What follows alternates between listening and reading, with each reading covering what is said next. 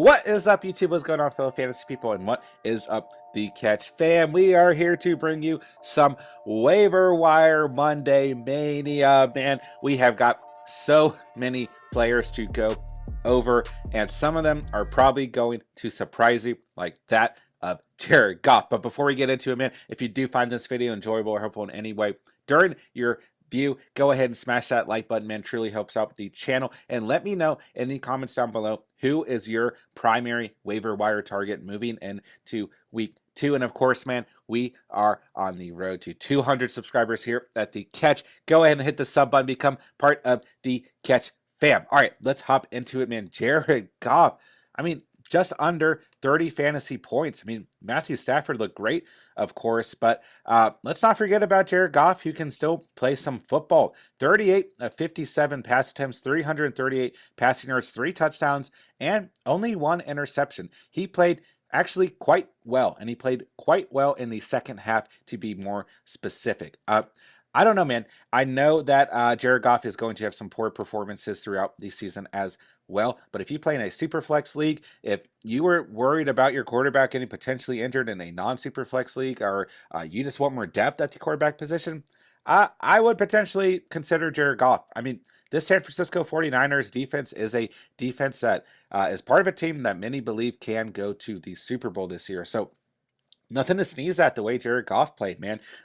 Green Bay looked pretty abysmal defensively yesterday, and they get, the Lions get Green Bay on Monday Night Football. I mean, some tough matchups, of course, Baltimore, Chicago to some degree, although we did see Matthew Stafford on the Rams play very well against that of Chicago. But yeah, Minnesota, Cincinnati, LA Rams, a tough matchup, going to be an interesting return there, and then Philadelphia. So some good matchups in the coming weeks, excuse me. And I don't know, man, all I'm saying is consider him if you need to. And outside of that, do we consider Tyrod Taylor? I don't know, man.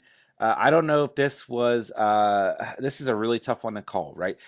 If you need a streaming option against poor defenses, then it looks like we can consider that of Tyrod Taylor, but I would hold off to get a larger sample size if you're asking me. But that's not to say that he did not play very well. 21 of 33 pass attempts, just under 300 passing yards, and 2 touchdowns. And man, he looked locked in, but that Jacksonville Jaguars defense, very, very bad.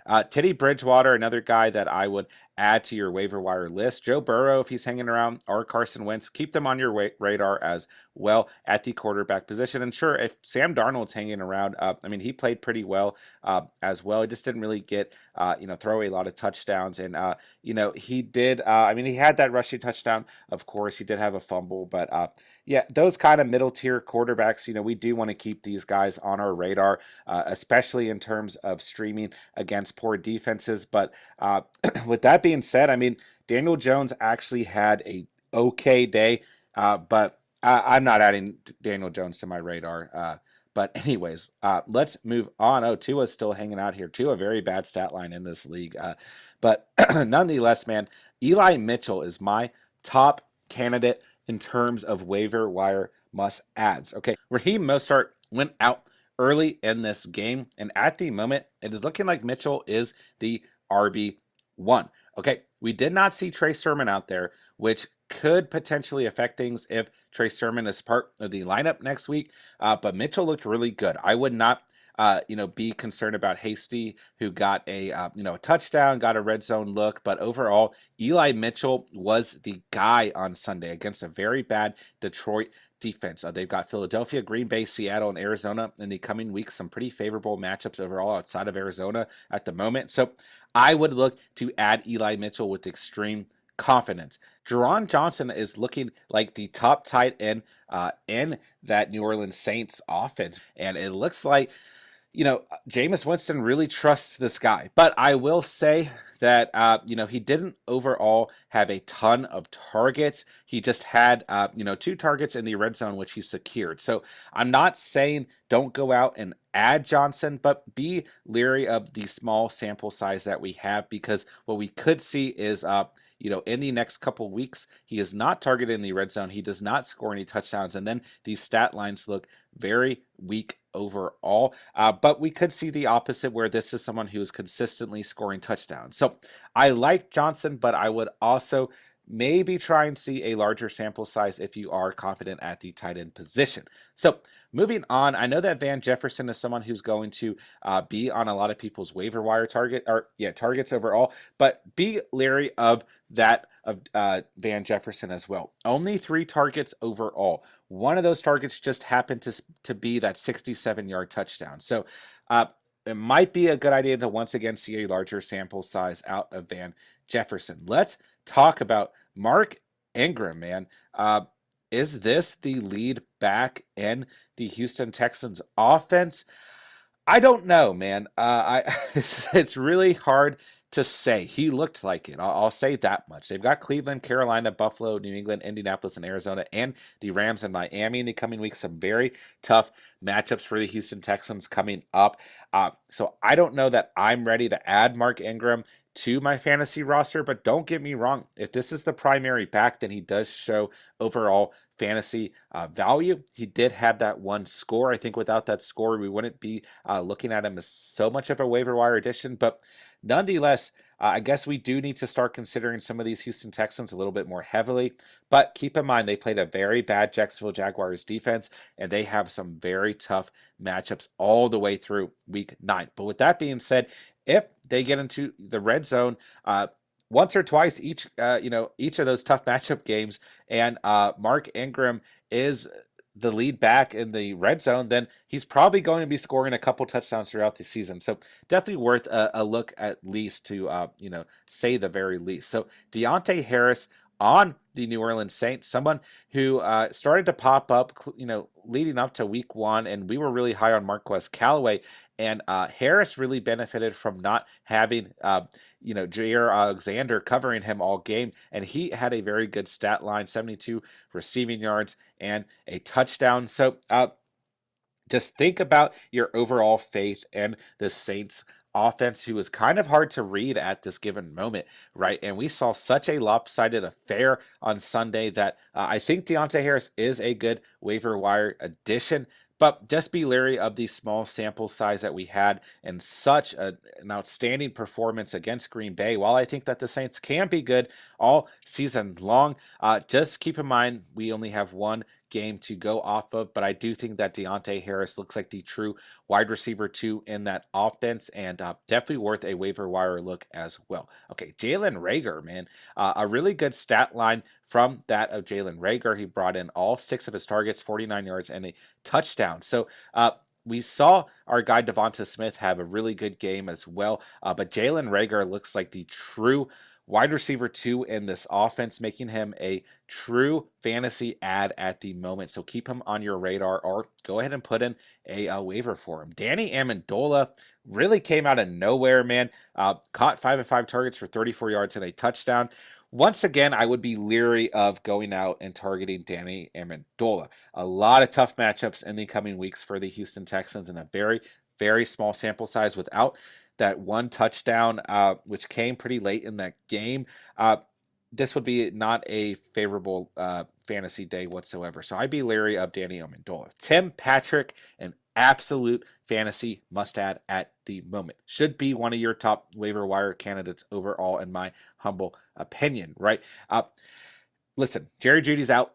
He's out 4 to 6 weeks at least, if not longer. Absolute blow to this channel, an absolute blow to the fantasy community. Jerry Jeudy was looking great, but nonetheless, even while Jerry Jeudy was out there, Tim Patrick did score a touchdown. This is someone who I talked about very, very early on this channel, in one of the first videos I ever did, right? And I was really happy to see that of Tim Patrick play well. Now, don't get me wrong. Without that touchdown, this wasn't the craziest stat line, right? Only 4 receptions and 39 receiving yards, but he did secure every target that was thrown his way. But with that injury to that of Jerry Jeudy, Tim Patrick's fantasy stock has now skyrocketed as the wide receiver 2. I guess you could argue the wide receiver 3 after Cortland Sutton and Noah Fant, but at the position, he is the wide receiver 2 in this offense, and he is a fantasy must-add with the Jacksonville Jaguars and the New York Jets next up on the pecking line for the Broncos, and Teddy Two Gloves, who looked good out there, man. Go put in a waiver for Tim Patrick. Okay, Kenneth Gainwell, who confused me when I was doing my play-by-play live stream. I was like, who's that receiver? running right up the middle at number 14. But I forgot about the jersey change rule. So nonetheless, man, so obviously we saw much more work out of that of Miles Sanders, but overall, we still like the sample size that we saw from Kenneth Gainwell, right? We also saw Boston Scott involved, of course. Jalen Hurts is going to be running the football some, but I like Kenneth Gainwell, but I would still like to see a larger sample size before I try and add him. With that being said, he might not be available. I mean, people really think that he is going to blow up as an RB2 potentially in this offense, but yeah, he is still the number 3 back, as this points out on this offense. So we like the sample size, we like the touchdown, but overall, man, only 6 receiving yards and 37 rushing yards. So I am a little leery of Kenneth Gainwell, but I do think he's a good stash if you have the room. So KJ Osborne, man, in PPR leagues, this guy is a really good value at the moment as a wide receiver 3 on that offense, man. He caught 7 of 9 targets, for 76 yards. And when I was doing my live play-by-play for the 1 o'clock games, I kept saying, who is that guy? Who is number 17? Who is that Osborne guy? It looks good out there. He was getting a lot of targets, and he's got some good matchups in the coming weeks, right? I don't know if I can call Arizona a good matchup anymore, but outside of that, Seattle, Cleveland, Detroit, and Carolina, so some favorable matchups. And nonetheless, when a receiver like this is facing a good defense, right? Well, Justin Jefferson's not going to benefit. Adam Thielen's not going to benefit, right? But the wide receiver 3, like a KJ Osborne, will benefit. So I like this guy a lot, especially in deeper leagues. If you need some overall depth at the receiver position, I mean, of course, we still want to see a larger sample size, but it looked like Kirk Cousins really trusts KJ Osborne as the wide receiver 3, so we liked what we saw out of him this past Sunday. Gabriel Davis, someone we dropped in my 20-man league, did go out and score a touchdown, right? But overall, we're still a little leery of Gabriel Davis, right? I mean, the touchdown was great. We only saw 40 receiving yards overall, but definitely a good sign if you rostered Gabriel Davis, but still a very crowded wide receiver room. Of course, Stephon Diggs, Cole Beasley, Emmanuel Sanders, Dawson Knox is there. So definitely, I would be hesitant, but the touchdown is very promising, right? So Art Guy Cephas on the Lions, man. I mean, not the craziest game overall, 12 receiving yards and a touchdown. Without that touchdown, a really bad stat line. But it was interesting to see, of course, anytime anyone, scores a touchdown, they're going to pop up on the waiver wire. But I want a larger sample size, not just out of Cephas, but out of this entire Lions team before I jump the gun on anyone. So Taylor Heineke in very deeper leagues might be worth a look, but I'm talking like my 20-man league where there's not a single other starter at the QB position available, and I'm talking Superflex leagues, and that's really it. David Johnson, man, we talked about Mark Ingram already, and I'm not surprised that David Johnson went out and put up 10 points, but I would kind of say that that's where his ceiling is. I don't really see him being more than a 10 or 15 point player with that crowded backfield and with those tough matchups. So David Johnson, an interesting look. Keep him on your radar, but we're going to have to see a larger sample size overall. Anthony Schwartz played well for the Cleveland Browns from a PPR standpoint, right? Trent Sherfield, the receiver on the Niners, had a pretty good day, but still, once again, without that touchdown, we're not very confident, right? David Njoku looked to get target quite a bit, actually, in that Browns game. So if you're not feeling confident at the tight end position, David Njoku in full PPR might be worth a look, but keep in mind that David Njoku always seems to do this. He seems to have those games where we say, okay, I'm going to add him. He's going to break out. He's really good in Madden, right? And then he just kind of starts to dwindle off throughout the season or gets injured. So I would be hesitant around David Njoku, right? Gerald Everett, who might very well be available in your fantasy leagues. We saw what we wanted to see out of him. We saw him get targeted in the red zone and secure a touchdown. But outside of that, a small sample size at the time, right? And only 2 receptions overall. So if one of those wasn't a touchdown, not a good game out of Gerald Everett. So while I think we saw a promising update on Gerald Everett, I, excuse me, would still be a little bit hesitant around him overall. Rondell Moore, who we talked about in my 20-man league, I think is in prime position to become the wide receiver 3 ahead of AJ Green in that offense. So I would definitely consider Rondell Moore at the moment. So with that being said, if Christian Kirk is available in your leagues, maybe some 8-man leagues, 10-man leagues, right? Christian Kirk is an absolute waiver wire must add at the moment. Him and Kyler Murray look like they finally found what we've wanted to see out of Christian Kirk. If they can keep that up on a consistent basis, and Christian Kirk is going to be a force to be reckoned with, excuse me. So look for Rondell Moore and Christian Kirk to have pretty good fantasy outlooks throughout the season. Farrah Brown, tight end on the Houston Texans. When I was watching that game, I kept saying, who is this Brown guy, right? 4 receptions for 67 yards. He made some really good catches overall. If he had got in the end zone, would have been a really good stat line, but keep him on your fantasy radar, as well as Chris Manhertz. Looked to be Jacksonville's tight end 1 who did go out and score a touchdown, but once again, without that touchdown, which was really his only reception, not a very good game overall. We talked about Hasty a little bit, who did have a touchdown, and once again, man, without that touchdown, not a good stat line. I mean, 8 points is nothing that's going to really make us happy, right? So keep him on your radar. Darius Slayton, another guy who I'd keep on your radar. And as much as Manhertz looked like your tight end 1 with that touchdown, I mean, I guess James O'Shaughnessy really was a tight end 1 in terms of targets and receptions, but definitely looks to be a split tight end room there in Jacksonville. So keep both those guys on your radar. We saw some interesting work out of that of Cordell Patterson, but I don't know how crazy I am about adding him. Dalton Schultz at the tight end position, 6 receptions for 45 yards in full PPR. That is a guy that you need to have on your waiver wire, alert to say the least, right? We saw Carlos Hyde get some work Sunday, but I still think that James Robinson is the RB1. And gosh, what a bad stat line we saw out of Matt Ryan, man. This was a guy I almost added in place of Gus Edwards just to give me some depth at the quarterback position, and I'm really happy I didn't. But I do look for the veteran quarterback to bounce back, but man, I really thought overall the Falcons would play much, much better than they did. Bad game for the Falcons overall, man. Cole Kmet in full PPR, someone I talked about moving into week 1 quite a bit, but I didn't really show an extreme amount of confidence. I just kind of kept mentioning him. 5 receptions, 42 yards, 7 targets overall, right?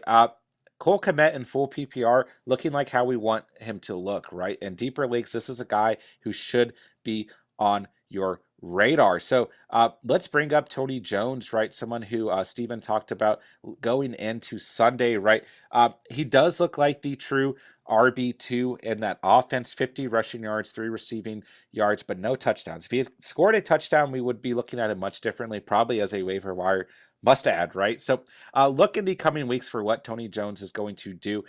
If we have more games where the Saints are playing from behind like we saw yesterday, then he's going to be getting a lot more work. So keep him on your radar overall. KJ Hamler is another guy to keep on your radar. Only 3 receptions for 41 yards overall on Sunday. But nonetheless, man, with that injury to Jerry Jeudy, we're going to see KJ Hamler get more work overall. We see some other pretty decent stat lines.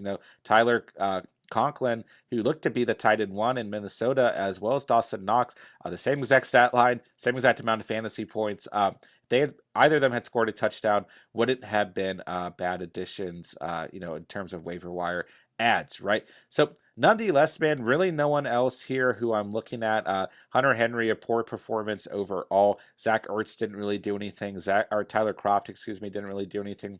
Denzel Mims only had 1 reception. I still think some of these players could break out. Andy Dalton, a very poor overall stat line. We saw some work out of Will Dissly, but I still like Gerald Everett a little bit more in that offense. So yeah, really no one else who stood out to me. The tight ends on the Colts really didn't do much of anything at all. AJ Green, not a very good stat line by any means. Anthony Firkser, not a good game, but really not a good game for the Tennessee Titans overall. But Anthony Firkser is someone who we talked about being pretty high on overall. So with that being said, Adam Troutman did play, that's right, but he just didn't really show tight end one value. So we know that Johnson is really the primary tight end target in terms of the New Orleans Saints. Amon-Ra St. Brown, 2 receptions, 23 yards. We didn't really see what we'd like to see out of him in that game, and in a game where the Lions played well and put up a lot of points, right? Valdes-Scantling, 3 receptions, 17 yards. Maybe we'll see a better, in weeks to come, and with Green Bay trying to bounce back from a horrendous loss, man. Ty Johnson, didn't see a lot of work out of him whatsoever. Paris Campbell, not a good stat line. Pat F., my guy who I was going crazy about going into week 1 reception for 24 yards. Kind of a weird game script. Maybe we'll see more work out of my guy, Pat F., down the line. But definitely, in my opinion, still someone to keep your eyes on, as we saw really good chemistry, in the preseason between him and Ben Roethlisberger. Look at all these Green Bay players who had under 3 fantasy points, right? Not pretty. But maybe some of these guys, including Valdes-Scantling here at the top, can start to pop off and start to improve within that offense, right? Tyrell Williams, someone we talked about a lot in deeper leagues, right? In my 20-man league, someone who I really wanted to draft. We once again, a game where the Lions played quite well and put up a lot of fantasy points against a good defense. Put up a lot of regular points as well, right? Only 2 receptions for 14 yards, so nothing really promising there. Giovanni Bernard, someone Steven was pretty high on as the 3rd down running back for the Tampa Bay Buccaneers. Not a very good stat line overall as well. So just touching on some other guys who we had mentioned here and there, right? James Washington, we saw Deontay Johnson get a little banged up in that game, but he came back and bounced back very nicely. But keep in mind that James Washington is a player that Ben Roethlisberger really likes to target, so maybe at least keep him on your radar, especially if you see an injury to one of those Pittsburgh Steelers wide receivers. I don't think at this point there's really anyone else we need to go over. We're getting really just moving into if someone gets injured, these are guys you want to take a look at. None of these other players really are pointing out to me as we are now getting into injured players overall. I had mentioned Matt Breida a few times as someone that we might need to take a look at, as Zach Moss was a healthy scratch. But really Devin Singletary, was the player to own in that backfield. And even with that, not a very good stat line overall. So I do have a couple waiver wires in, and I don't really care about sharing them, although, like my co-host Steven can definitely see these, right? But at the moment, man, I'm targeting the 2 players I talked about, and I think I've got the last waiver wire. So if Steven sees these, he will, of course, benefit from this, but he's not really going to have any different fantasy evaluations than I am on the waiver wire for the most part, and it is what it is, man. I don't think I'm actually going to get either Eli Mitchell or Tim Patrick, and I'm not sure if this is just the waiver for week 1 and if it'll reset in terms of week 2, if that makes sense. So I might actually benefit and move up on the waiver wire, but we'll have to see after tonight's game and on Tuesday morning, right? But at the moment, these are the 2 players that I'm willing to drop, Telvin Coleman and Gus Edwards, and I think that we're getting automatic upgrades at the running back position and at the receiver position, which we definitely need some depth. So Eli Mitchell, I would love to add to this roster, especially with some concerns around James Robinson, and then Tim Patrick. I definitely want him as a receiver on my team, kind of a diamond in the rough guy, someone who I talked about very, very early on this channel, and I had admit that I wish I'd gone out and drafted him. I just had more faith in Jerry Jeudy really evolving in that offense, and gosh, what a fantasy blow we suffered with Jerry Jeudy's injury. So those are my 2 top waiver wires that I have in at the moment, and just trying to do a full breakdown at the waiver wire. This is a 12-man league, so if you play in an 8 and 10-man league, then there are going to be more players out there. So please, please, please let me know in the comments down below what players you are considering adding from a waiver wire perspective, as if you play in an 8-man league or a 10-man league, there's going to be more players out there and available. So I'm just going based off of a 12-man league, and really speaking for some deeper leagues, but that is not to say that in 8 and 10-man leagues that you guys cannot ask me questions about players that are available, right? If Christian Kirk is available, go add him right now, right? If Deebo Samuel is available, he might be someone you want to consider adding. So please let me know in the comments down below what players you guys are considering adding if you're an 8-man league and a 10-man league as well. And I am certainly happy to help in whatever way I can in making those decisions. And let me know who is your top waiver wire that you already placed on Sunday afternoon or this morning, because I'm interested to know as well. As always, man, if you guys found this video helpful or enjoyable in any way, go ahead and smash that like button, man. And we are on the road to 200 subscribers here at the Catch, man. Go ahead and hit the sub button. Don't know what you're waiting for. You need a little bit of the Catch in your life day in and day out. Wow, what a Sunday kickoff we had yesterday. A lot more reaction videos to come. Gotta wait for my co-host Steven to get some of our joint reactions out about how Sunday went overall. We made some bad fantasy calls and we made some good fantasy calls, but what more can you ask for? That is just how fantasy works, right, man? So as always, guys, I thank you so much for watching or listening, excuse me, and for joining our Waiver Wire Mania episode. We will be doing these every Monday morning as soon as I get up and can get these out to you guys. And of course, man, like I said, I thank you so much for watching and or listening. And remember, you saw it here on the Catch.